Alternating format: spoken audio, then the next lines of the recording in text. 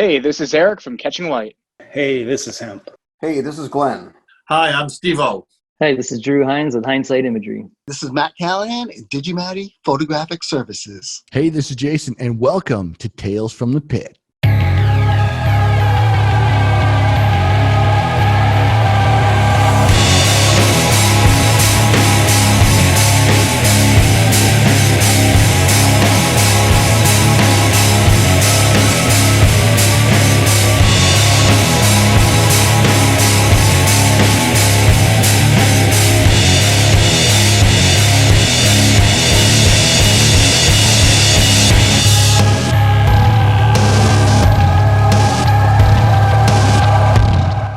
Hello and welcome to Tales from the Pit, the behind-the-lens access for concerts and photography.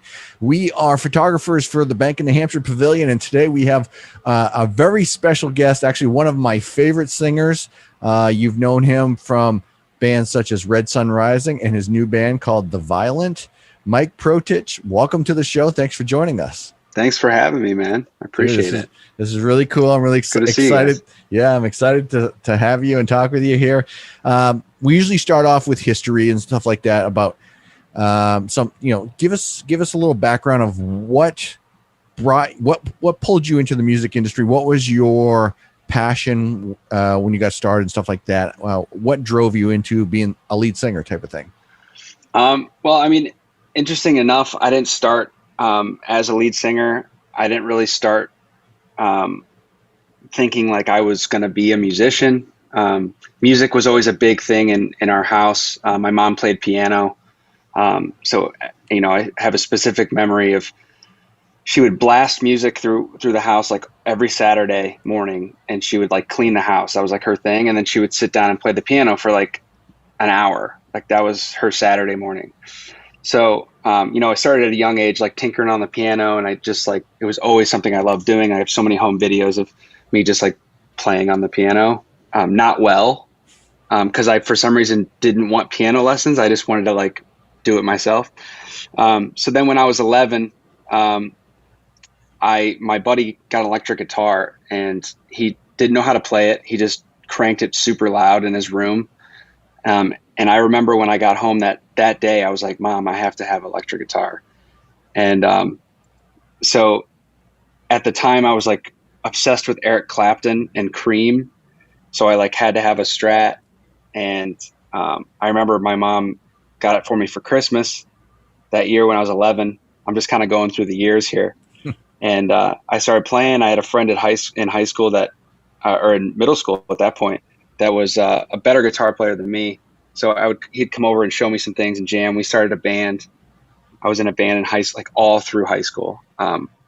And we would do all the battle of the bands, all the stuff you did in high school, play the local clubs that would let you play when you were under 18. And then I kind of just like fell into Red Sun Rising through the grapevine, because I went to Kent State started college, and we kind of stopped playing with the band, and it was just like, all right, it's time to concentrate on college now. And, that was something that was fun, but, I'd love to gig again or whatever. So like through some buddies, I met, Ryan, who we started Red Sun Rising together through some mutual friends. And that kind of just like started my whole thing. I stopped, thinking about college that much. Like I couldn't really concentrate because I was just thinking about playing gigs. And every weekend at Kent State, we were playing somewhere in the Kent State or Akron University area. And I just was just gigging like my ass off right from the get-go. And that kind of led us up to, we did a couple independent tours, which I can get into later, where I met Pat and Dave. And then that kind of led us to get signed. And here we are. Like basically the whole Red Sun Rising era kind of happened, and it was like a whirlwind.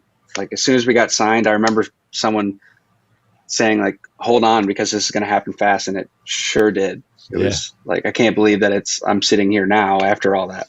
Yeah. Yeah. To kind of go back a little bit on a couple of things. So when you were doing the high school bands, were you actually the singer in the band? Yes. So I was the singer only because I could sing the best out of the four of us, but not because I was like, I want to be the singer.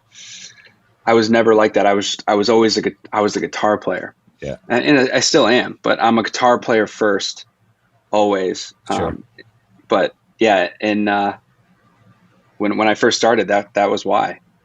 Now, were you guys doing covers, or were you actually writing songs?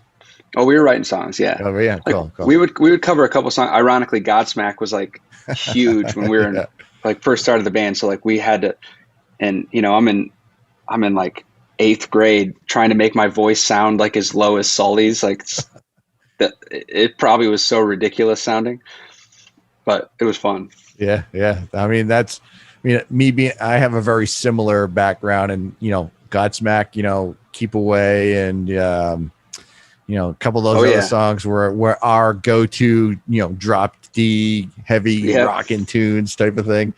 Yeah, definitely. When you went to college, so were you going to college for music at all? Was that something completely different? No, I was going to college for architecture. Oh, really?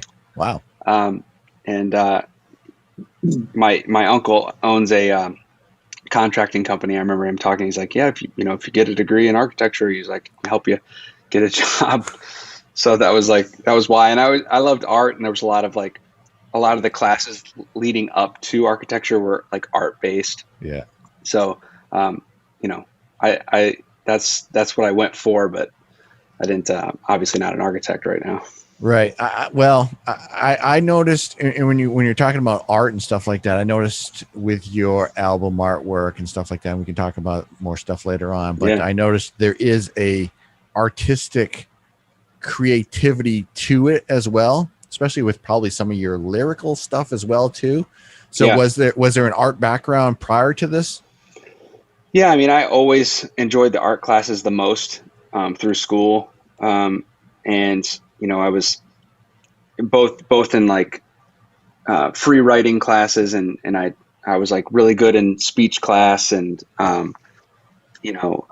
creative writing, and also actual physical art. So like every time there was something visually to do, especially with Red Sun Rising, I was always pushing for like, let's get it hand drawn. Let's do an actual painting. I was like always all for that, rather than just like make everything digital, which is like really ironic, because now the Violent, it's like almost everything lives in the digital realm, which is cool too. It's something different. Yep. The so kind of walk us through the early stages of Red Sun. So you kind of sort of started hitting on that a little bit. Yeah. So our whole goal is like, we grew up in Akron, the Akron area, Akron, Ohio. So in Akron, you kind of have to cut your teeth on being like an alternative rock band, metal band, or indie band, or punk rock. Like, it's in a very industrial city. So, if you weren't like moving and sweating and like just being loud as hell in Akron, you just weren't going to make it. And so that's kind of how Red Sun Rising started. It was just like, let's just be as loud as possible. I was like screaming, my ass off every night. I was like trying to emulate, Lane Staley or Chris Cornell. I was, it was just, let's sing as loud as I can and as high as I can, like the whole set. And that was pretty much how Red Sun Rising started. And, so our goal became like, let's just become the biggest band in Akron. And, we kind of grew out of the small clubs. We went to like the clubs that would host like regional acts.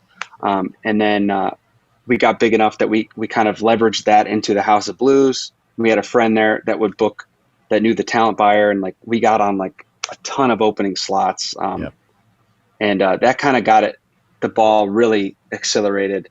And we did that. I think we were the biggest like original rock band from Akron at the time. Obviously the Black Keys were, 5-6 years ahead of us from Akron. But, at the time we were kind of like worth the most tickets, and that caught the attention of a management team out of Cleveland that put us in touch with our management team now. And, they shopped us almost immediately, to Razor and Tie, and they signed us. Like, I remember that day specifically because they called us and were like, Razor and Tie wants to sign you, but they want to see you first. And can you put a show together next week?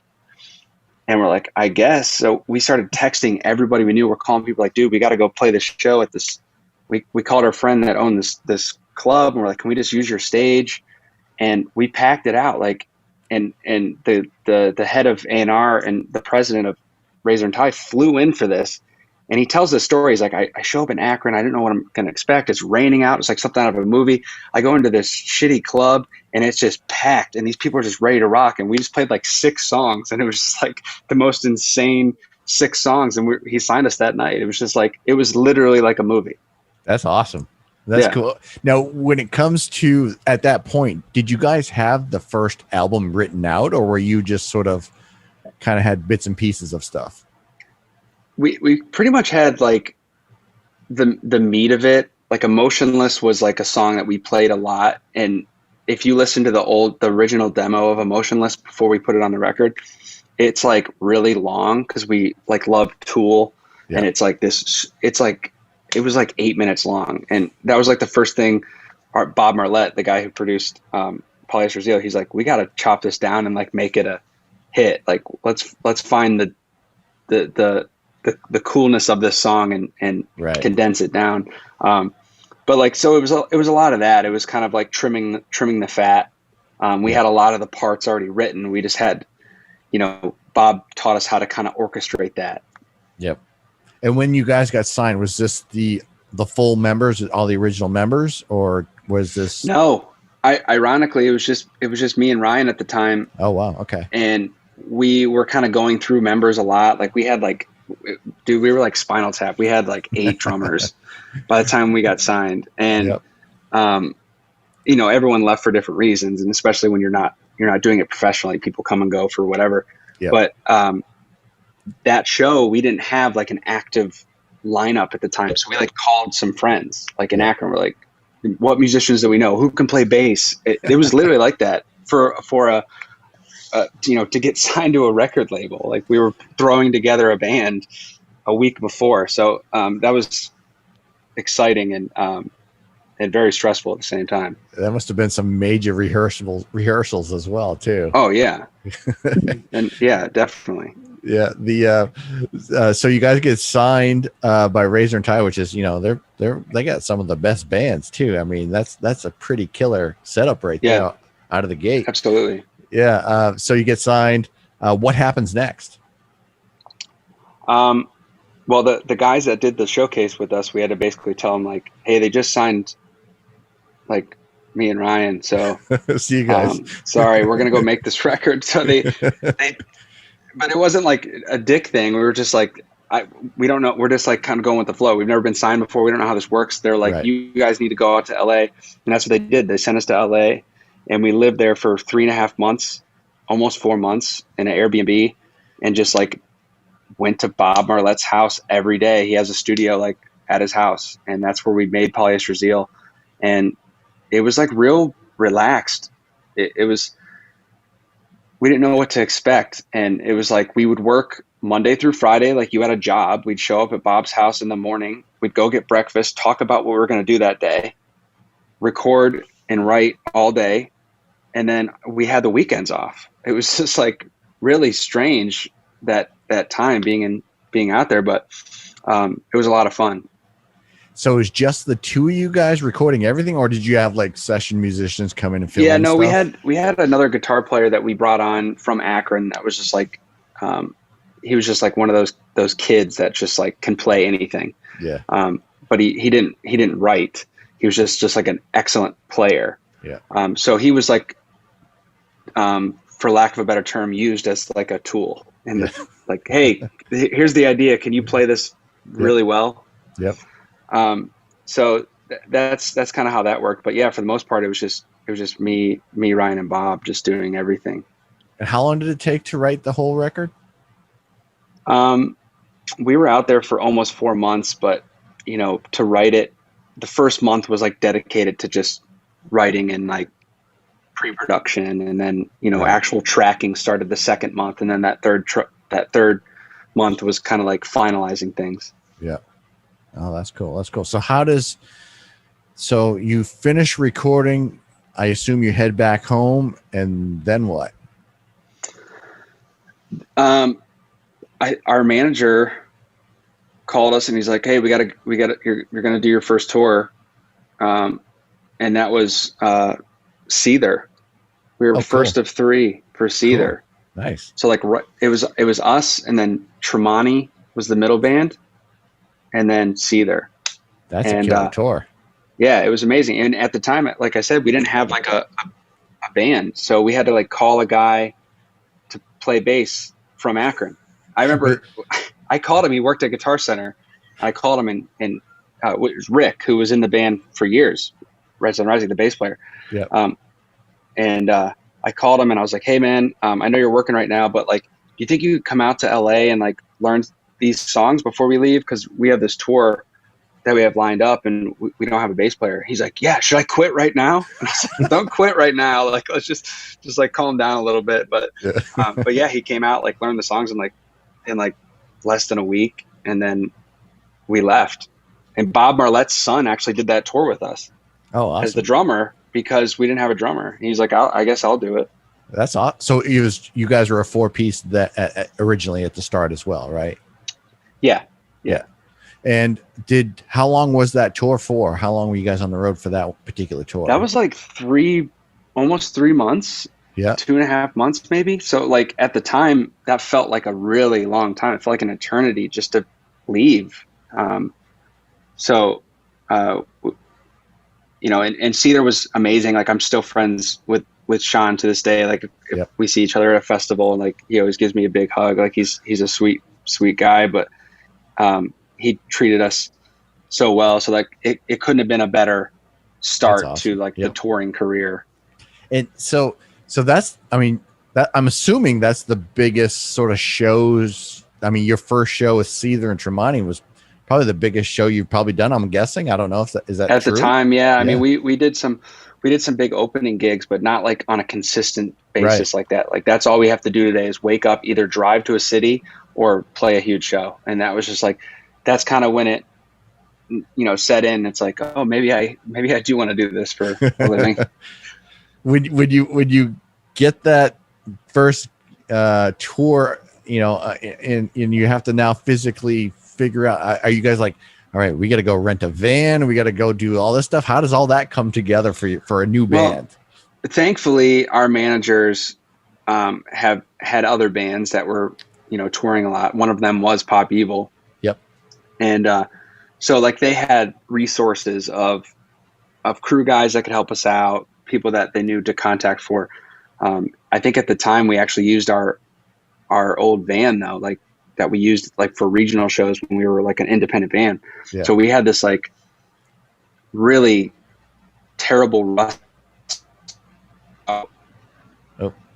Ford 3500 or whatever those are. Those church vans. Yeah. That's what we were touring, sleeping in it, everything like, and we did that for years, not in the same van, but like that's kind of how we got. And Tremonti, obviously, like being Mark Tremonti, he had like a sick bus, and it was just like him on the bus. And then like Seether had a couple buses, and we roll in with this like rusted out van. It was rock and roll, man, for sure. Yeah, and that's probably, you look back on stuff like that, it's probably the hardest, but also the most memorable and best times, because it's a change of your life. I always say it's the most fun that I would never want to do again. Right. Yeah. Like I had a blast, and I would never want to go back to do it though. What makes it worse? What's the worst part of it? Probably like sleeping and like smelling your bandmates every night, and in the middle of the night, like alarmingly have to wake up and piss or, do whatever else, throw up or shit or whatever. And you're just like, where do I go? I'm in a van in a parking lot at Walmart. Yeah. Like that's probably the worst. Before, so it sounds familiar. Yeah. I think we had Lou Brutus on, and I think he was telling us some stories about, I forgot whose band it was, but he went in their tour bus, and it was so gross that he was like gagging. It was smelled so bad. I forget who it was though. But you guys are like Lou. Yeah, you guys are probably like, the stories I hear, like, you don't know when your next shower is going to be. You don't know what your meal's going to be that day. And you still got to perform regardless. Especially in those days, like we slept in our clothes a lot. Like, like there was laundry was like far and few between. And you were relying on just like a fresh sweat to like clear it out. but like later on, I know it sounds like so disgusting, but like it's so true. And so many, if another band watched this, they'd be like, yeah, totally. But like as we got older or more seasoned, we started to like pick up on little tricks on the road. Like we all had Planet Fitness passes. Oh, good idea. Yeah. And we would get the $20 ones, and you could always bring a guest. Yeah. So you only like 3 guys needed one, and you could get 6 people in, and you could shower, and they were all over the country, and they were 24 hours. So like no matter where we were, we could park in a Planet Fitness. So if you're a band starting out in a van, go to Planet Fitness. You can shower anytime and work out. Yeah, and it's probably not too far away from the venue too. Yeah, it's usually in the heart of the center. Yeah, exactly. Yeah, so it was those were lifesavers. That's my Planet Fitness plug. You got go to Planet Fitness tonight. Yeah, there you go. Then you go to Costco for the free meals that they throw out at you. Oh yeah. So so you guys are hitting the road with the Cedar tour. What happens after that? How does the band members change, or what happens during that duration? Pretty much like steps. Yeah. The next step is like we had the one guitar player that was kind of touring with us, and he was like semi-permanent. Like I said, he didn't write or anything, and he just like helped us out record the record.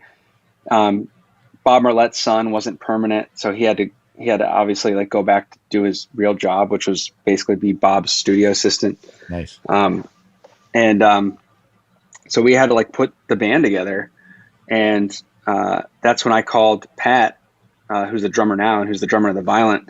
And back in when Red Sun Rising was independent, and we were booking our own tours on like the East Coast and in the South and routing down to South by Southwest, they were a band out of Charlotte. And I met him when I worked at Guitar Center in Akron way back in the day. They came in on tour in a van, and I was like, hey, if you ever play Akron, you know, we're the biggest band in Akron. I'm all cocky. I'm like, yeah, we do like 5,000 tickets here, which is not true. Yeah.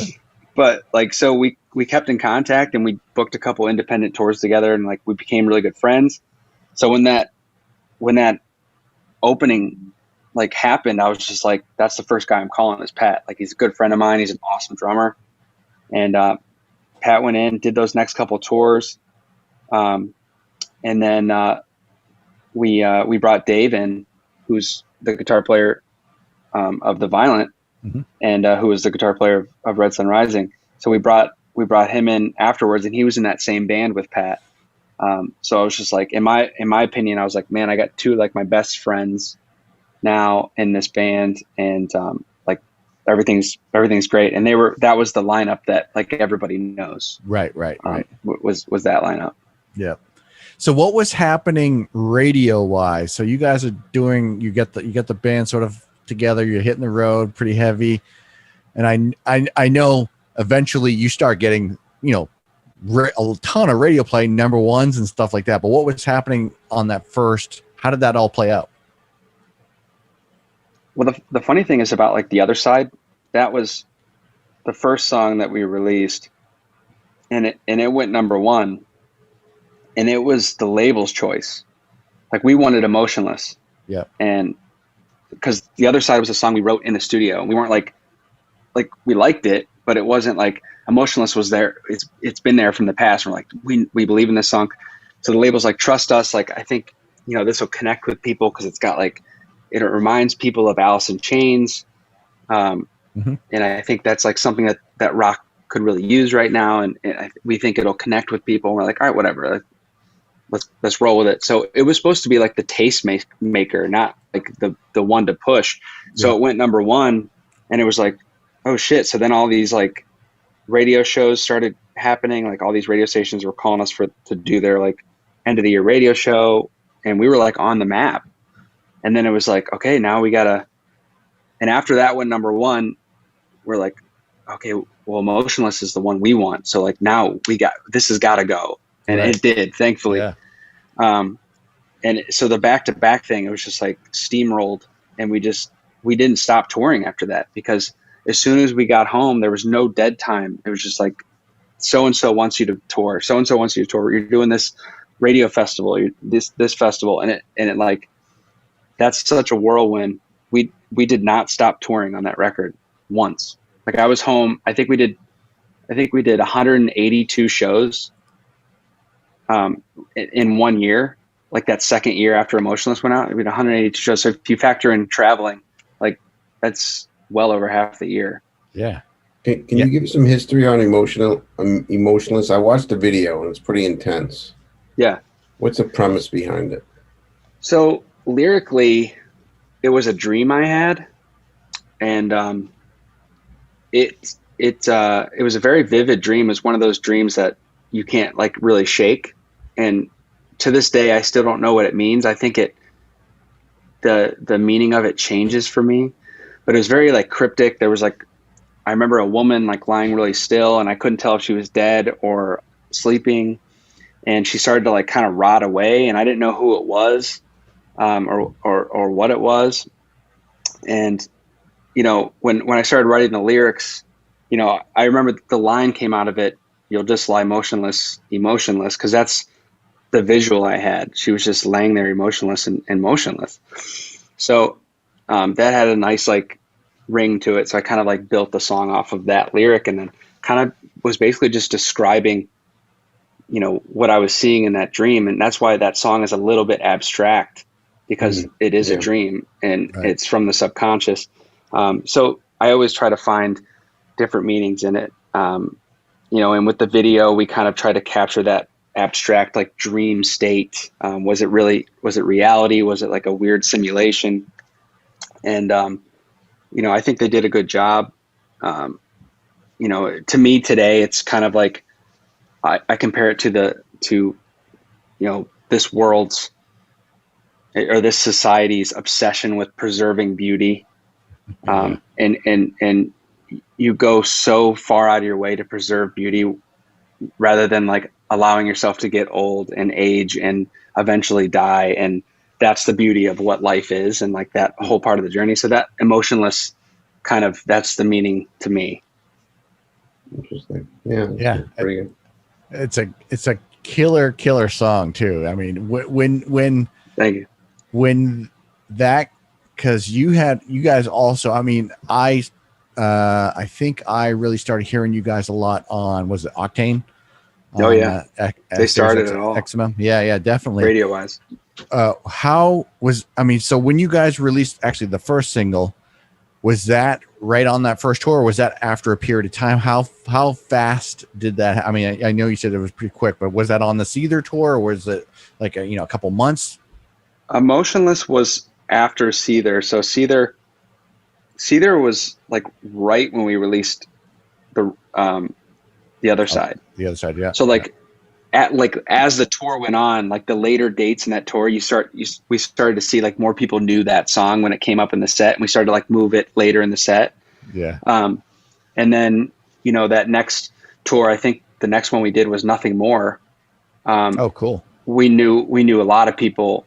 We saw a lot of people knew the other side, and then same thing. We released Emotionless, and then as the tour went on, we realized more people knew Emotionless. So it was really fun to watch that happen.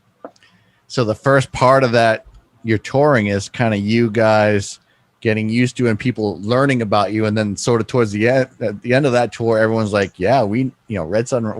We're actually here to see Red Sun Rising." Yeah, and it was really cool to see that, and it was cool to see when those songs came up. You could just see everybody's face, like, "Oh, it's that band." Okay, yeah, I know this band. Yeah. You guys had. So, I mean, that album, so let's talk specifically about the artwork for that album, because that's a pretty cool album cover. How does that come into play? What's the thought behind it? So, Polyester Zeal artwork is actually a drawing of downtown Akron on Main Street. So we just put a bunch of little nuggets in there that, only Akron people would really pick up on. And that was kind of our tip of the hat to Akron for basically raising us in their music scene. There is, if you look at the album cover, there is like a couple really weird things in there. Like we wanted to put Bob Marlette in there. So there's like a bear, like walking Bob Marlette, like a dominatrix thing or something. So nice. he had a really messed up sense of humor. So we're like, let's just make this really weird for Bob. So that's awesome. So in regards to the album, my favorite song is The Muse. Okay, yeah. I mean, I love, dude, that song is killer. I mean, everything on that album is killer. I mean, that is just an awesome album. That's like, for me, what was that, 2015, 2016? I think it was 2015, yeah. Yeah, I mean, that's in my opinion, one of my favorite albums of that year. And there was a lot of good albums that year too. You guys kicked ass on that. Coming out of the gate so hot like that. So you guys tour and you tour. Where are you writing the second album immediately, or is it like, all right, we at some point we need to just stop and start writing or something like that? How does that work? I feel like I was always writing. I was usually like the most prolific of the band as far as writing. Like I would just have a ton of ideas. Like I still to this day have a box account that I use. So like even if I record something on my phone, I label it, and it's actually really organized for a musician, believe it or not. But it's all like labeled, like, you know, even if I don't have a title for it, it's like a song that is in this vibe. Like I'll have like a Soundgarden-esque riff. Yeah. And it'll be like, that's kind of what the box looks like. So by the time, you know, we were done touring, well, not done, when it talks of like, hey, we're not going to do another single on this record, we need to start talking about maybe writing the next record. You know, I was like, well, I have all these ideas, and we rented a cabin I lived in Chicago. So like I was like, have the guys come up this way. Like there's some really cool cabins up in Wisconsin. And we did, we went up in this cabin in the middle of winter, and we spent like 3 weeks in there locked in. And we hired this like engineer guy that just came and just recorded everything. And we just wrote and just like jammed out ideas. And that's why I think Thread is a little more like, there's a lot more texture in Thread, and it's a little bit more jammy and like indie rock, because like it really captured the moment of us actually jamming and feeling out parts. Right. Where Polyester Zeal was like a couple guys sitting in a room. It's like, how do we make this as catchy as possible and like make this just a great song? Yeah. And with Thread, we were like, let's kind of flex the musical muscle a little more and experiment. And you can definitely hear the differences in those two records for sure. Yeah, there's definitely, I mean, I noticed I don't know, sonic quality, whatever, not quality, but a sonic difference between those two, definitely. Yeah. I think visually you guys had a different look as well. You kind of had more of a flower power-ish sort of look to it, you know? And when it comes to writing as a band versus you guys just, you know, the two of you, like you said, just writing the album, the first one, was it faster? Was it more challenging? No, it was terrible, honestly. Really? And the reason is like, if you imagine like 5 guys in a room, all, you know, pitching in on the same idea. And like everyone has, when you start listening to a riff or whatever, everyone is hearing something different, a different drum beat, a different bass line, a different, so it almost needs someone to like orchestrate it. And I think there was a lot of cool stuff that came out of those sessions. Don't get me wrong, but at the end of the day, like I definitely had to refine it and say, you know, this doesn't make sense. Like this isn't serving any purpose in the song. And I had to kind of like chop it back down.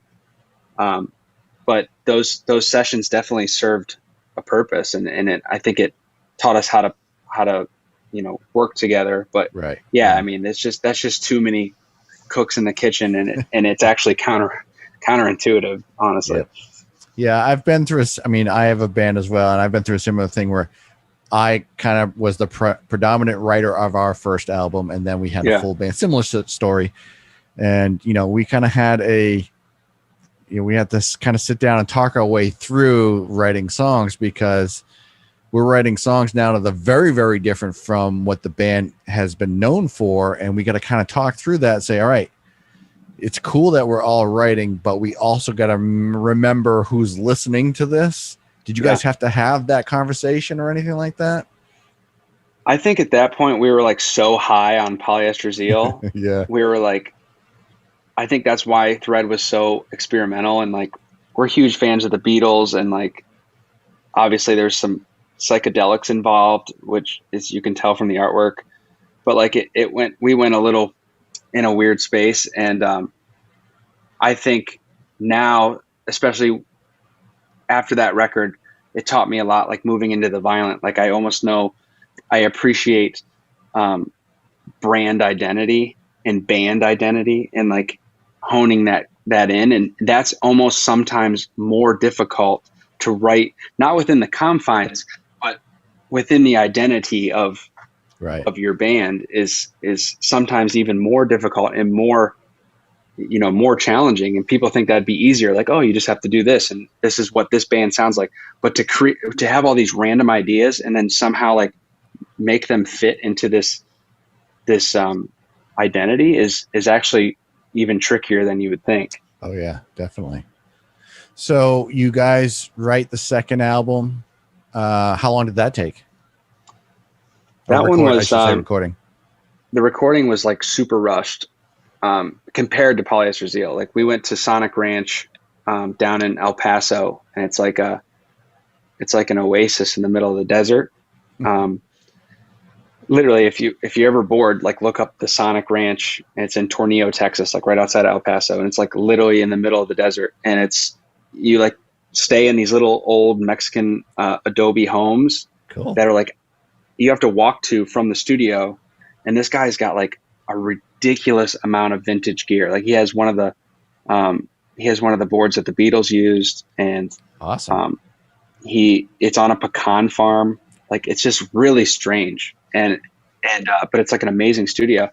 So like at night it was like really dark and almost cold and tranquil, and like all this, you could see every star in the sky because it was in the middle of the desert. And then during the day it was like blazing hot. So on that record, on the Thread record, you can almost tell like what parts were recorded when, because like we're not going to do this like high energetic like heavy part in the middle of the night when it's like beautiful, quiet, serene scenery. So that's where like a lot of the moodier stuff and the vibey stuff came out on that record. And then like the heavier, more energetic parts were recorded during the day, and you can almost hear when that session was. It's so weird. But that we were there for like a month and a half, so it's still a long time, but nowhere near like what Polyester Zeal was. But did you already have the bulk of the music written already before you recorded, or yeah, we did like one little pre-production session. It was like 5 days in Grand Rapids. Okay. Just because there's a central place for all of us, and we went into a studio with the producer Matt Hyde, and just like flushed out some ideas, and he was kind of there as like the outside ear to tell us like if this sucked or this was good. Yeah. So yeah. So you guys, did you immediately start hitting the road again? I assume this is like, all right, get back out there. Yeah, like that. We just took the break to record that. We would have still been touring. Like, yeah. And that was the when the label started pushing for the record, we were like, look, we can't write this on the road. Like, we've tried. Like, it's too much. We need to stop and actually do it. And that's why that was like so rushed. It was like, all right, let's sneak in here and record this sophomore record, which is an important one. And between tours, but we got it done. And to back go ahead. Now, did you do a lot more writing this past year? Oh, that's all I did. Yeah, I was gonna say, since everything shut down, it's a perfect time. That's literally all. I have so much stuff, I don't even know what to do with it. Yeah, I want to talk to you about that in just a moment, but I want to back up because I kind of was introduced to you guys through, you guys toured with Pop Evil for several years, because every time, Pop Evil was my band. Every time they come in, you guys would be that act with them, and I'm like, damn, this is a killer. This is a 2-for-1 type of deal here. So, how long were you guys on? Was Pop Evil the longest touring band you were with at that time? Yeah, I think in hindsight, it was good and bad that we did that. Yeah, because it was like a good way to get consistent touring. But you don't want to be known as someone's opener, no matter who it is. Yeah. And I think I would have wanted to headline earlier, even if it was for way less people. I think, again, to build that identity and build your fans, because a room of 25 of your fans is going to be way more important than, 3,000 of people that don't really care, and you might Right. grab some people's attention. It's just, I started to appreciate that more the more we toured. You know, when we would get those like little headline dates in between when we had a day off, and like, oh, let's stick them here. And they're, you know, at first the headline shows were like just that. It was like 25 people, but they were like all in. Yeah. And like, that's a different type of appreciation. And, you know, I would take that any day. But so, you know, in hindsight, like I would have not wanted to tour as the opener.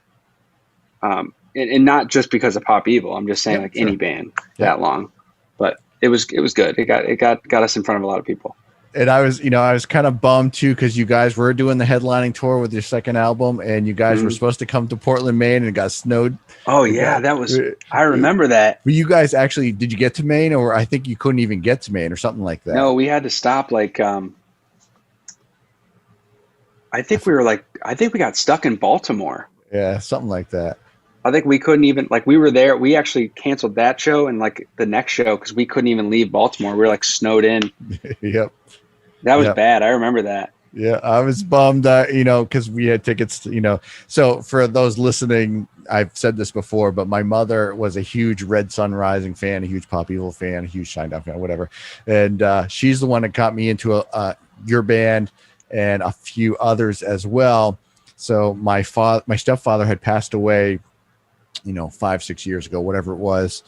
And she was like, you know, I want to do some bucket list stuff. And the things I want to do, I don't want to do alone. Would you mind going to concerts with me? And I was like, sure. She goes, well, the first one I want to go see is Pop Evil and Red Sun Rising, two of my favorite bands. So I was like, cool. And no way. That's when, that's kind of when I was telling you the thing earlier about my mother touching your hair or whatever. Yeah. So it was really cool for me to kind of do that for her, be with her as she, you know, as she's having the opportunities. And at the same time, it's really opening, you know, I'm now getting to see some awesome bands that I've just been so busy doing other stuff that I haven't been paying attention to. I'm like, holy cow, this is awesome. So it really opened a lot of opportunities and doors. And I you know, I'm so thrilled that, you know, you and I are talking and stuff like that. And, you know, you're on here and everything. So I just want to say, hey, first of all, thanks for being cool and being a killer band. Thanks for that. But moving forward, you guys tour with the new album, the second album out. You guys are touring with, I saw you with Godsmack and Shinedown. You actually hit our venue. 2018, I think it was summer 2018, I think it was, or 2017, I forget which one it was. That sounds right. 18 maybe.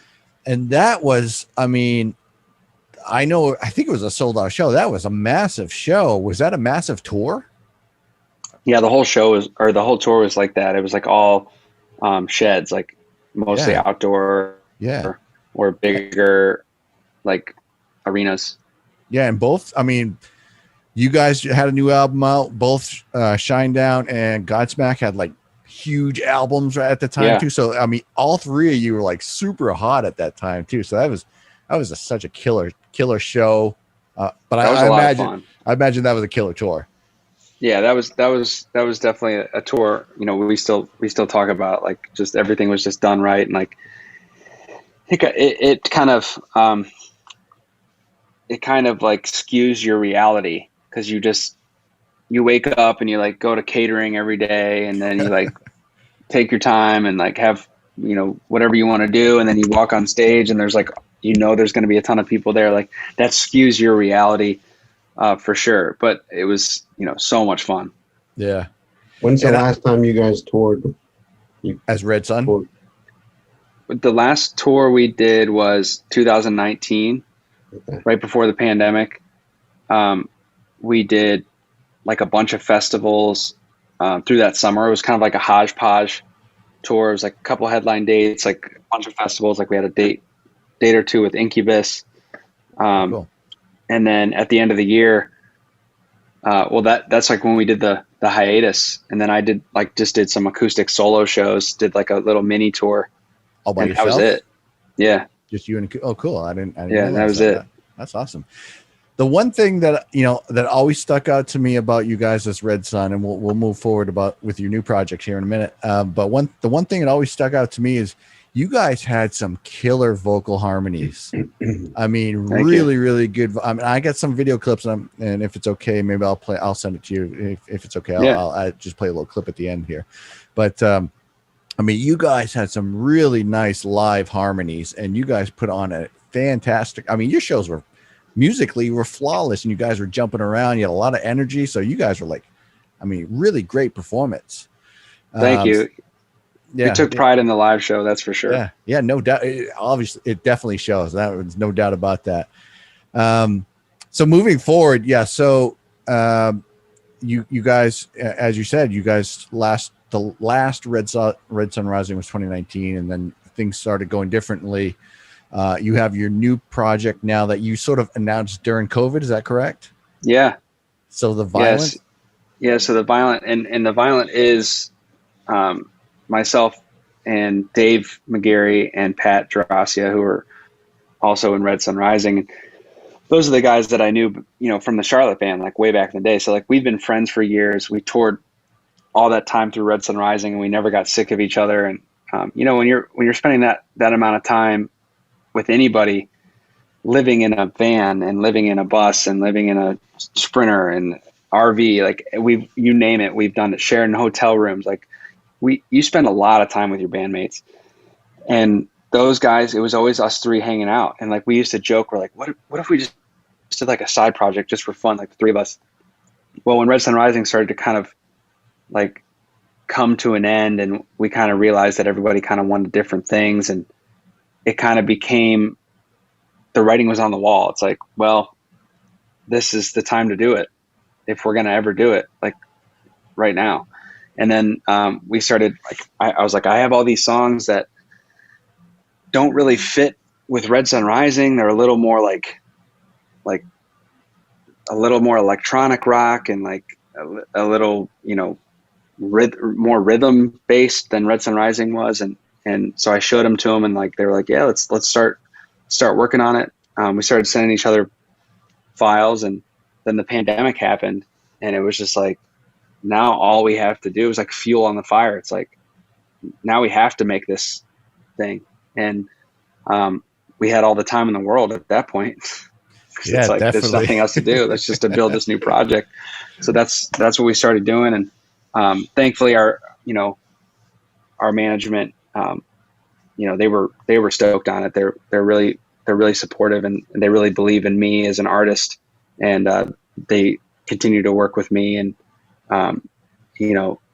Razor and Tie sold. That's a whole nother story, but like Razor and Tie sold the company to Concord. So like we somehow like kind of snuck out of that record deal in a good way. Yeah. Like nice. It could have been way worse. We could have been like tied to something. And, but like, because there was like this weird gray area, we're like, well, we didn't really sign to Concord proper. We signed to Razor and Tie, and you sold, and like, that's not really in our contract. We kind of just like backed out. So it all ended up being a blessing in disguise. And we're like, okay, we're like free to go. Let's start this new thing. Let's build it. Let's build a team. We us and our manager, and we found a producer in Nashville, and we started a label imprint, and we built our own label. And that's what I've been doing for the last year and a half, is like building this label and this project, and writing and recording. Yeah, so I got a couple of questions about sort of that time period. First of all, before COVID started, were you guys thinking about ending Red Sun, or was there even a discussion at that point? Or yeah, I mean, at the end of 2019, that whole last year, like we did a headline tour in the spring, and then we did the fall before 2018 fall. We did a headline tour without one of the founding members. Then we did a spring tour without that founding member. Then we did that whole summer without that founding member. So if you were following the band, you were like, okay, there's something that's not right. It came to a point where it's like, look, we can agree and disagree, and you can have your problems that I don't want to be a part of. But at the end of the day, it's like this band was built by us, and if it's not going to be us together, then let's just let it die, Right. you know, amicably, and like let it be what it was. And that's kind of all I can really say about that. But Sure. I think it was like, you know, it was a hard decision to make, but it's like, you know, when you have something in your life that is only bringing you negativity, you just I couldn't focus on anything else other than getting rid of it. Yeah. No matter what the cost was. Yeah. Especially if you're 24/7 with each other and stuff like that. And yeah, I understand. Yeah, absolutely. The moving forward with I read I think it was the post that said, you know, Red Sun's taking an indefinite hiatus or whatever. And I was like, damn. I was like, oh, that's a bummer. But then you dropped what? Fly on the Wall? Yep. Yeah. And I was like, I don't think there was any, I mean, people who know who you are know the Red Sun is your band. We did that on purpose. We didn't tell anyone that it was us, and just let people guess. Right. Some of the YouTube comments, if you go back and watch the Fly on the Wall video and like read the comments, are really funny. Like people guessing who it is. Like it's really, we were laughing about that. Like some of the people they were saying I was like, I don't hear it, but whatever. I picked up on your voice pretty quick. I mean, because you know I was a hardcore listener, so you can kind of tell. But I would also say, and you said that you know the music's a little bit more digital and stuff like that and rhythmic. I would also say there's a feel of the first Red Sun in that song as well. It felt like a forward Red Sun writing style. It's definitely going back to like I love writing dark stuff. Like I'm a pretty happy person. I'm a very optimistic person, but like that happiness doesn't inspire me to write. Like when things bad happen in my life or when I feel terrible, that's when I want to write music. So that darkness and you know, Red Sun Rising had a little bit of that Beatles flair to it. So like even if there was like really happy sounding songs, like I was usually saying something pretty messed up. So it was like the Tom Waits method. Like I enjoy beautiful melodies telling me terrible things. It's like kind of my thing. But like the violent is definitely going back to that more you know, dark vibe that I love so much, and that inspires me a lot. And by electronic, just for your listeners, like I don't mean like we're going like dance pop or anything. It's more of like a Nine Inch Nails vibe where like the band is still live. There's just some electronic elements that support it. And I think Fly on the Wall is, you know, right up there with the first album in regards to a killer song. You know, Thank you. And like I said, you know, the Muse was one of my favorite off the first album. That's kind of that moody song as well, too. So that's right up my alley anyway. So cool. So you've released a couple songs. So you've released that one, you released the video for that one, and then you put out a couple other songs as well. One is you put out a couple weeks ago, a month ago. We just did one called Impression recently, and if you haven't checked out that video, check it out. Like we did like a cool simulation. We had these artists animate us, and with like tracking. So like they filmed us and then like tracked our movements. So it's like a lot of the movements are actually our movements in the animation. I've never done a video like that, so that was really a cool experience. How does the idea for that video come about? I kind of had this, like we were kind of doing the keeping our identities kind of like on the back, and I was trying to think of a different creative way to do that, and I've always wanted to do animation, and we started talking to this media company that, you know, they had animators that could do it, and we're like, let's give it a shot. It'd be a different way to be creative other than like, here's another video of a band playing in a room with some cool lights. Like let's do something else. And that was challenging from, you know, going back to that, trying to be artistic and like challenging yourself artistically. And that allowed us to do that. Yeah. And it's really cool, stylized video. definitely worth checking out. What moving forward now that shows? I mean, we actually had our first tour, first couple shows for the last we've had shows for the last 3 weeks now or something like that. So venues are starting to open up. What is going to happen for you guys? So we have Louder Than Life booked, which is in Louisville, Kentucky. And we're going to probably use that as a little anchor and just kind of build some shows around that. But not a lot. Like we're not going to go crazy yet. We feel like we still have some building to do, but we're definitely eager to start playing for sure. So we're going to use that as an opportunity to kind of like test the waters and get back into it. But like there's a ton of music that we still haven't released, and there's some more that we want to finish. So we've just been very strategic and conservative about rolling this out at this point, just because we can at this point. There's no rush. And I think it keeps that excitement going, because now you're like, dude, I can't wait for whatever the next thing is. I can't wait, because you're just kind of dripping that, that's IV good. That's or whatever. Good feedback. See, that's good feedback. Well, and I think that a lot of artists have not a lot, but I think certain artists have taken sort of that approach for the whole COVID 2020, where we don't need to put an album out. Let's just put a couple songs. Some bands are doing some covers. Some bands are just dropping a song here and there, or a different variation of a song, stuff like that. So I grew up always listening to records, and like I always wanted to like listen to the whole album.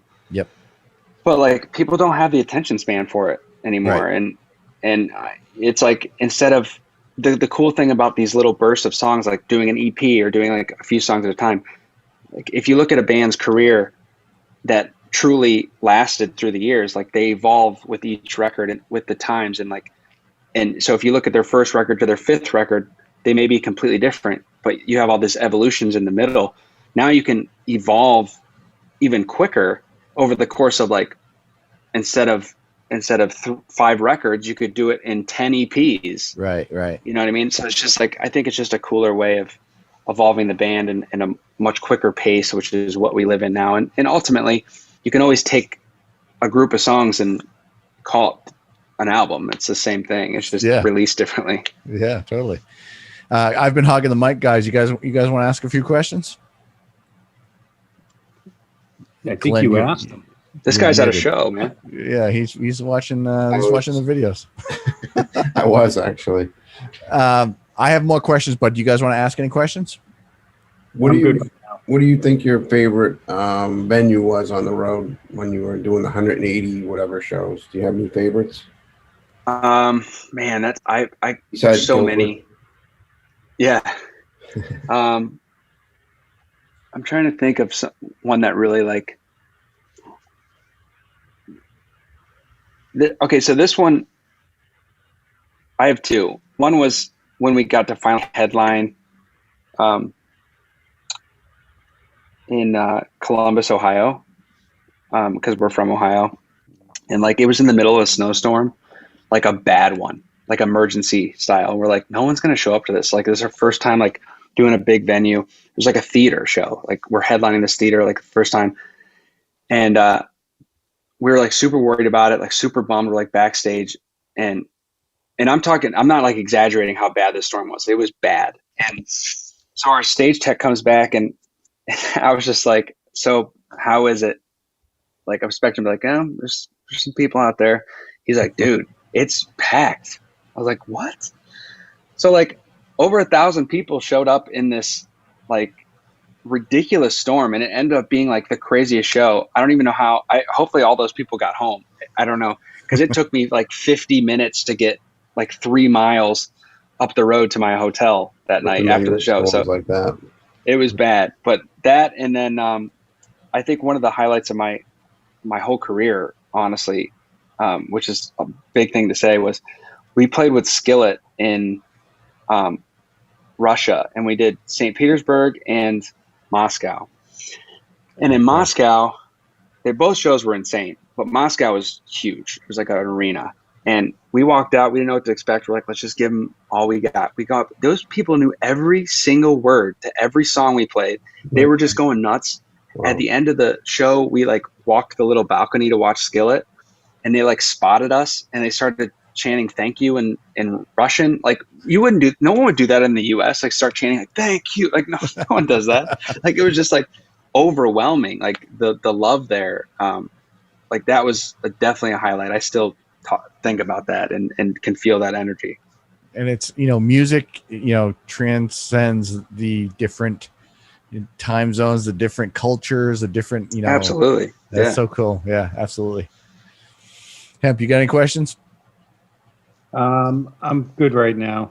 Cool. So, when it comes to, I mean, you probably just answered it, but when it comes to touring with bands, do you have is there like a favorite tour, a favorite band that you were like, yeah, I can't wait to tour with these guys, or that was a blast or whatever? I think it's, Godsmack and Shinedown were amazing to us. Yeah. We actually did a tour with Three Doors Down, and those guys like are just like the sweetest people on earth. Like they treated us like equals.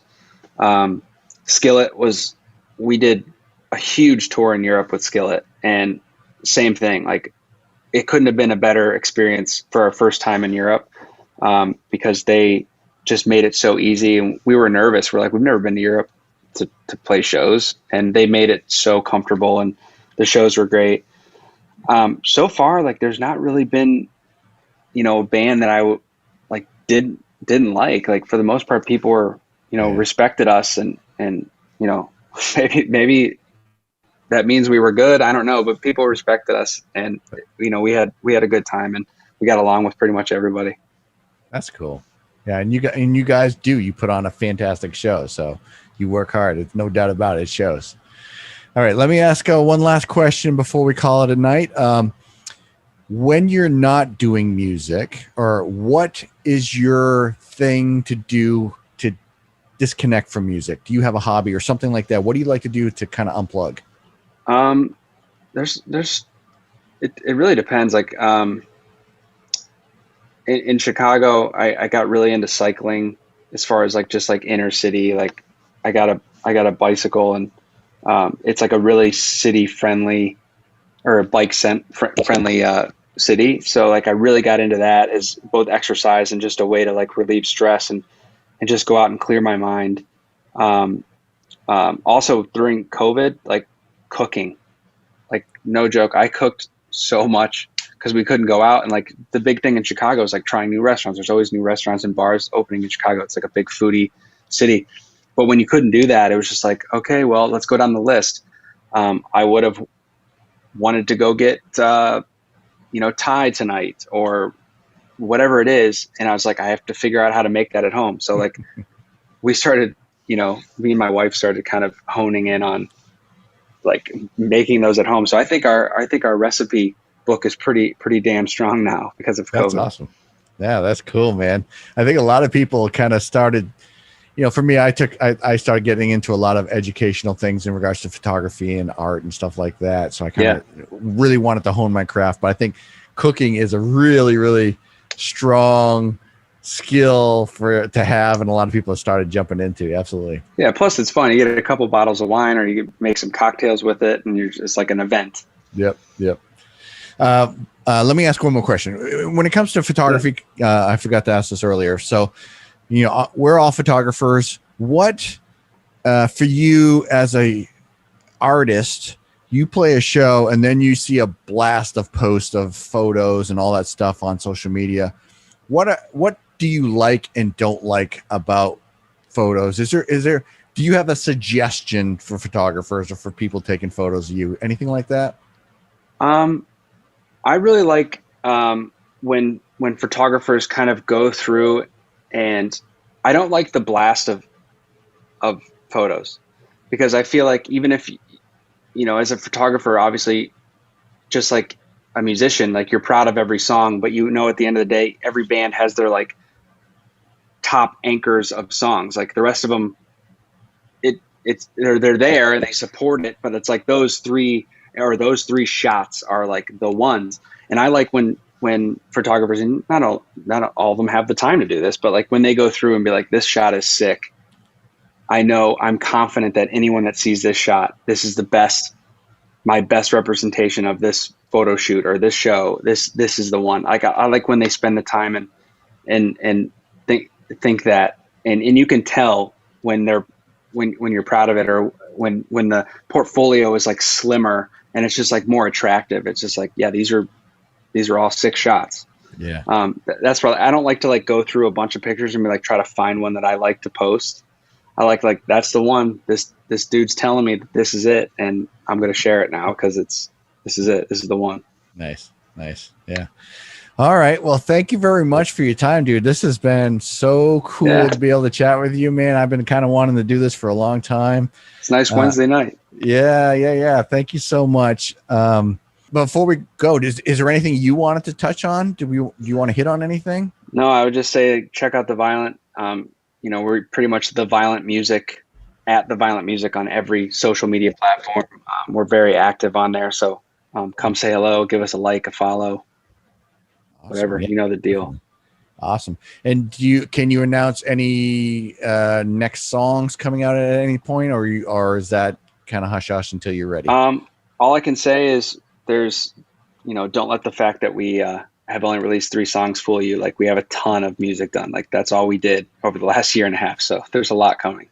Awesome. Very cool.